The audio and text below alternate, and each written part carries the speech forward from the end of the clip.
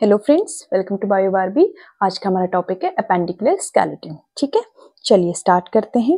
Appendicular skeleton से पहले हमने एक्सियल स्केलेटन देखा था, उसमें देखा था टोटल 80 बोन्स हैं और अपेंडिकुलर स्केलेटन में हमारी 126 बोन्स है। ठीक है, 80 एंड 126 206।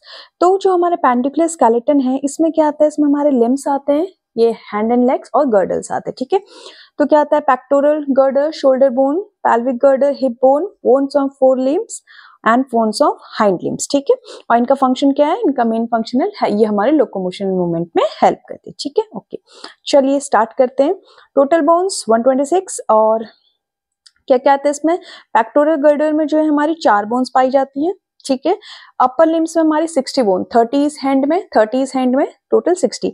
पेल्विक गर्डर में हमारी 2 बोन्स पाई जाती हैं एंड लोअर लिम्स में हमारी 60 बोन, 13 1 लेग एंड 13 अनदर। ठीक है, ओके, चलिए वन बाय वन की स्टडी करते हैं। पहला है हमारा pectoral girder, that is shoulder girder. ठीक है, इसका काम क्या होता है, हमारे अपर लिम्स को एक्सियल स्केलेटन से कनेक्ट करता है। अपर लिम्ब मतलब हमारे हैंड्स को हमारी मेन बॉडी से ये कनेक्ट करता है। ठीक, each side left and right has 2 bones. क्या होती है, क्लाविकल जिसे हम कॉलर बोन्स कहते हैं, स्कैपुला जिसे शोल्डर ब्लेड कहते हैं। ठीक है, आपको अगर दिख रही होगी, आपके अगर शोल्डर बोन है, कॉलर बोन है, तो ये जो यहाँ से ऐसे लंबी जाती है यहाँ तक, ये कहलाती है हमारी क्लाविकल एंड पीछे से हमारी आती है स्कैपुला। ठीक है, ये पेक्टोरल गर्डर का पार्ट है। तो टोटल कितनी हो गई, 2 into 2 4 बोन्स, एक क्लाविकल इधर, एक क्लाविकल इधर, 2, एक स्कैपुला इधर, एक स्कैपुला इधर पीछे साइड से, तो टोटल हो गई हमारी 4 बोन्स। ठीक, अब इनका फंक्शन क्या है देखते हैं।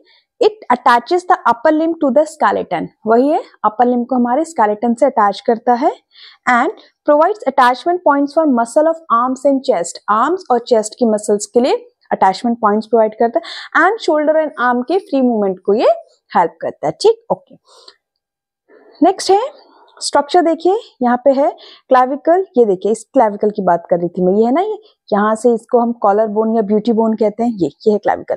लॉन्ग है, कर्व्ड बोन है जो हमारे स्टर्नम, इसको स्कैपुला इससे ज्वाइन कराती है। ठीक है, keep shoulder away from chest. और देखो स्कैपुला और स्टर्नम एक पॉइंट पे ज्वाइन होते हैं जिन्हें हम कहते हैं एक्रोमियन। ठीक है, नीट वगैरह के लिए इंपॉर्टेंट है ये कि स्कैपुला स्टर्नम किस पॉइंट पे जुड़ते हैं, जो इनका जॉइंटेड पॉइंट है, मीटिंग पॉइंट है, उसे हम एक्रोमियन कहते हैं। स्कैपुला क्या है, स्कैपुला फ्लैट एक ट्रायंगुलर बोन है, अगर आपको दिख रही होगी तो देखो इस तरह की ऐसे ट्रायंगुलर शेप की बोन होती है।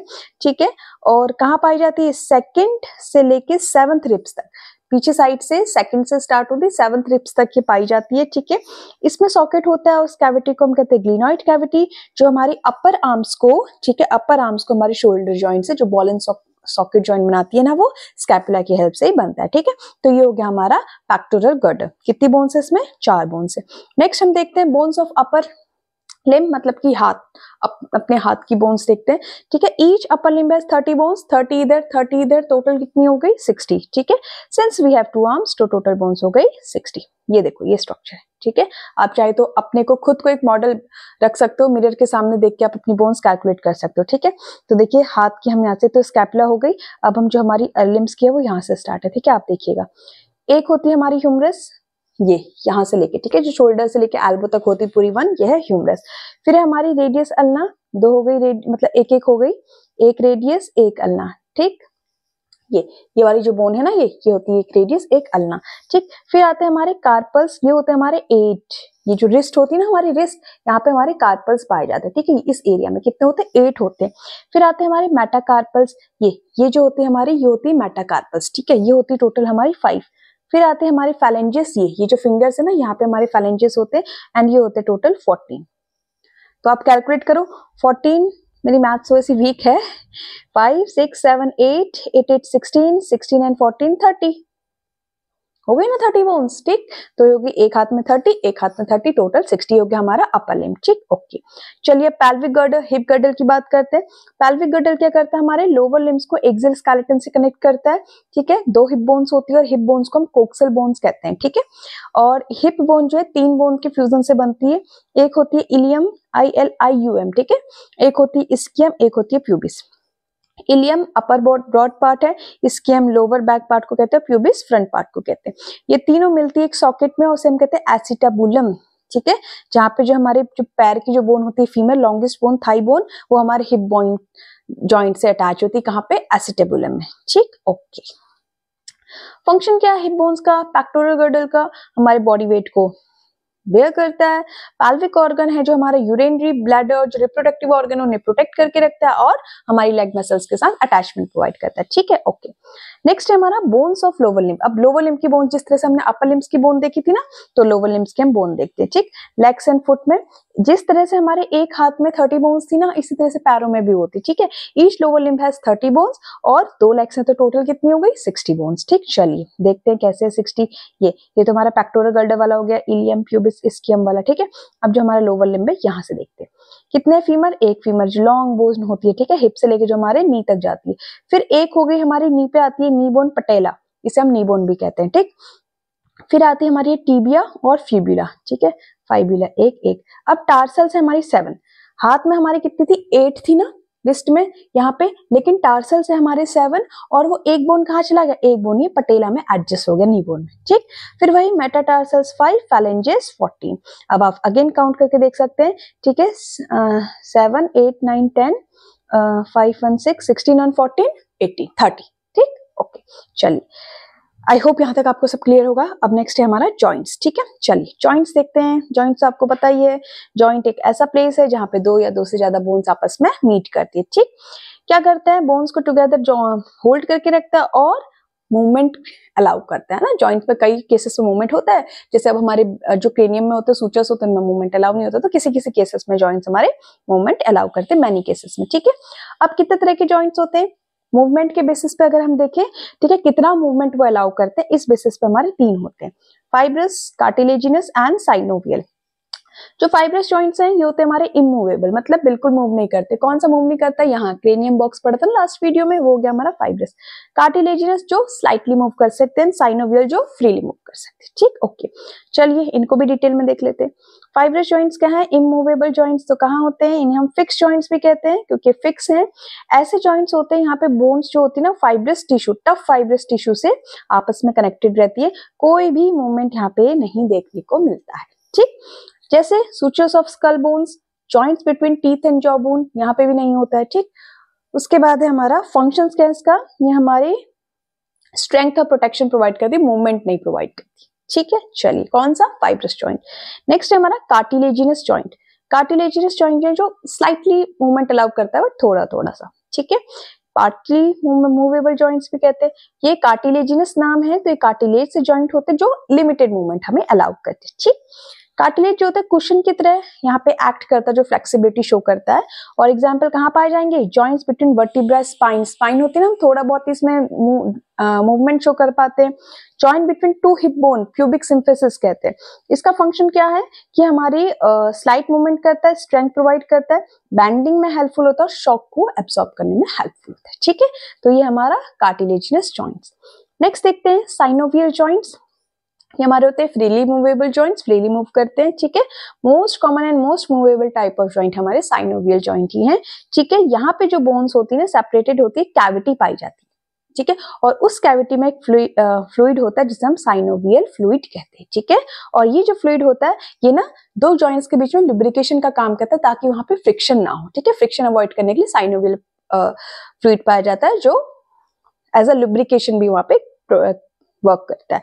Each synovial joint is enclosed by a joint capsule lined with a synovial membrane. Synovial membrane भी पाई जाती है। अब देखिए टाइप्स ऑफ साइनोवियल जॉइंट है मूवमेंट के बेसिस पे, ठीक है। देखते हैं, पहला है बॉल एंड सॉकेट जॉइंट, सारी डायरेक्शंस में मूवमेंट प्रोवाइड करता है रोटेशन को इन्वॉल्व करके। कहाँ पाया जाता है, हमारे शोल्डर एंड हिप जॉइंट में, ठीक है। Ball and socket joint shoulder and hip में होता है, ठीक है। ऐसे बॉल जैसा सॉकेट बना होता है, ऐसे बोन उसमें फिट हो जाती है। सेकंड है हिंज जॉइंट, एक ही डायरेक्शन में इसको मूवमेंट होता है, जैसे दरवाजे पे हिंज होते हैं ना, जब हम दरवाजा तो एक ही डायरेक्शन में खोलते हैं तो पुश होगा या पुल होगा, जो हमारे घरों में जो दरवाजे होते हैं, ठीक है, हिंज डोर जो होते हैं, ठीक है। तो यहाँ पे भी जॉइंट है जो एक ही डायरेक्शन होगा, जैसे एल्बो जॉइंट, एल्बो सिर्फ हम हाथ ऊपर कर सकते हैं ना, ऐसे नीचे को घुमा सकते हो क्या, नहीं ना। तो एल्बो, नी, इसी तरह से नी, फिंगर पूरी पीछे कर सकते हैं क्या, नहीं कर सकते ना, आगे ले जा सकते हैं, ठीक है। Okay, pivot joint, pivot joint क्या रोटेशनल मूवमेंट है, एक एक्सिस पे रोटेशन कौन करता है, एटलस एंड एक्सिस। ये जो एटलस बोन थी ना, फर्स्ट सर्वाइकल वर्टिब्रा, ठीक है, सेकंड वाली होती है उसे एक्सिस कहते हैं, पहली सर्वाइकल एटलस, सेकंड एक्सिस। तो जो नेक रीजन पे पाई जाती है, ये जो नो रोटेशन के लिए, जो हम नो करते हैं ना, ये एक्सिस बोन का यहाँ पे इन्वॉल्वमेंट होता है।